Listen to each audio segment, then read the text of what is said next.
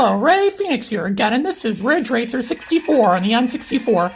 This game is basically like it's basically the N64 counterpart, the N64 version of R4 Ridge Racer Type 4, which is a PS1 game. This version's actually significantly better than its PS1 counterpart, R4 Ridge Racer Type 4.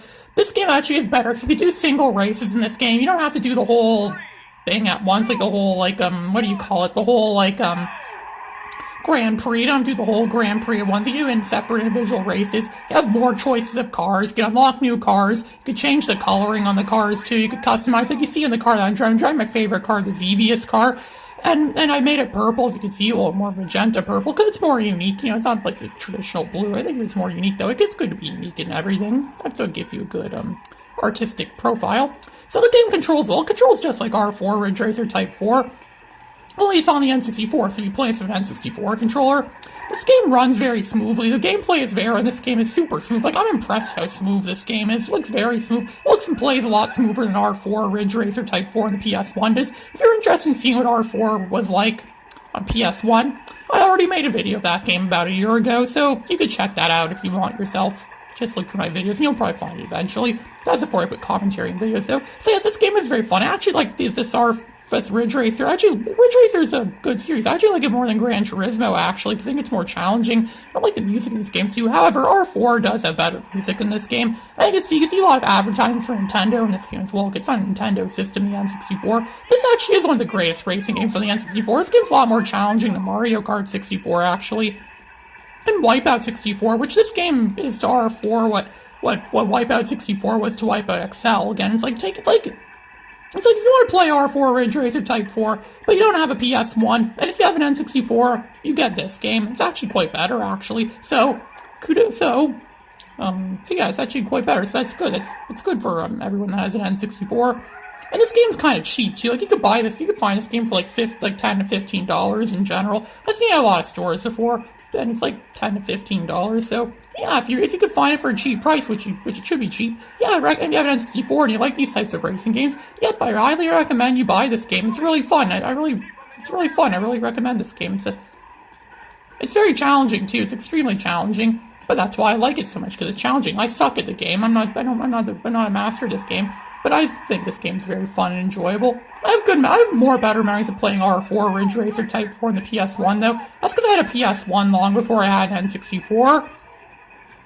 So that's probably why I didn't have an N64 until like 2011, so that's probably why I haven't played it much back in the day. And I also think it's impressive, too. This is an N64, this is a cartridge-based game, and yet they have an announcer guy that keeps saying, like, it's a final lap, floor, or stuff. It actually has full speed. Something you don't really see much in N64 games, because N64, it's a cartridge-based game. It's not on a CD like its PS1 counterpart is, so you can't really put as much voice acting. So that's why a lot of N64 games don't have full voice acting, with a few notable exceptions. Games like Star Fox 64, Star Wars Rogue Squadron, and Conker's Bad Fur Day. I'm sure there's some other N64 games that had full voice acting too, but that's not really something you commonly see in much N64 games. I mean, voice acting in a game does take up a lot of space on the cartridge's storage data, like for example, the Sonic the Hedgehog games, for example, at the beginning where it says Sega at the beginning of the cartridge, that voice clip of them saying Sega takes up a big amount of space on the cartridge, a significant portion of space on the cartridge.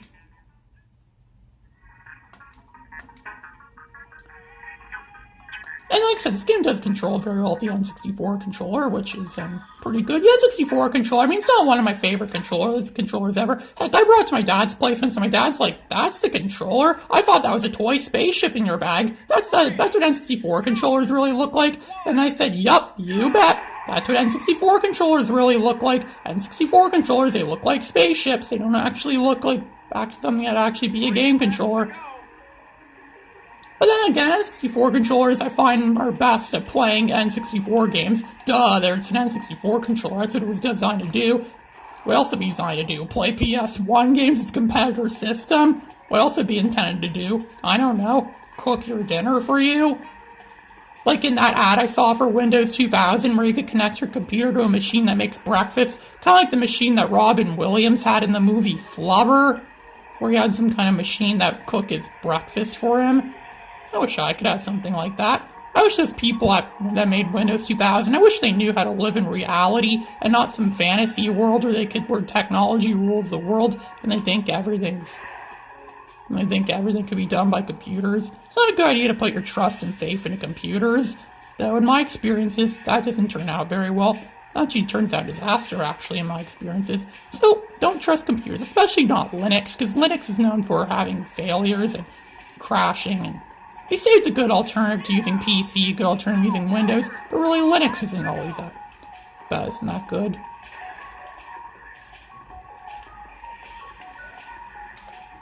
Another reason why I like this game, too, because it's very simple. I mean, this game's simple enough to play. It's not like in Gran Turismo where you have to like get a license or something like that, or get different license classes, things like that, and do like driving tests. Come on, I want to play a frickin' racing game. I don't want to do a driver's license test. It's already enough I have to do those in real life. In the video game? Nah, I don't want to do that in the video game. It's not what video games are for. Video games aren't supposed to emulate life. This just makes something fun and enjoyable to play. Emulating life is not at all part of what a video game should be. This is a more realistic video game, and even then it can only be so realistic. Like, look, I hit walls all the time. I crash into walls all the time in this game. If that was a real car, my car would be completely totaled. But it's not, because it's not a real car. It's a computer-generated virtual car that exists in a video game.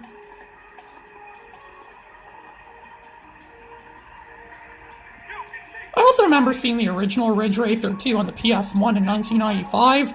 When I saw those graphics, I didn't think graphics could get any better than that. But I was wrong. Years later, I get Sega GT on the Xbox, and its graphics are a lot better than that. And years later, I'm still wrong. I look at new stuff on like PS3, Xbox 360, and even newer stuff too, like Xbox One and PS4, and that stuff looks extremely lifelike. A lot more lifelike than stuff did in games did in the early 2000s or the mid-90s, or... That's kind of how it always is. We always say that. We always look at graphics and think, oh, graphics can't get any better than this.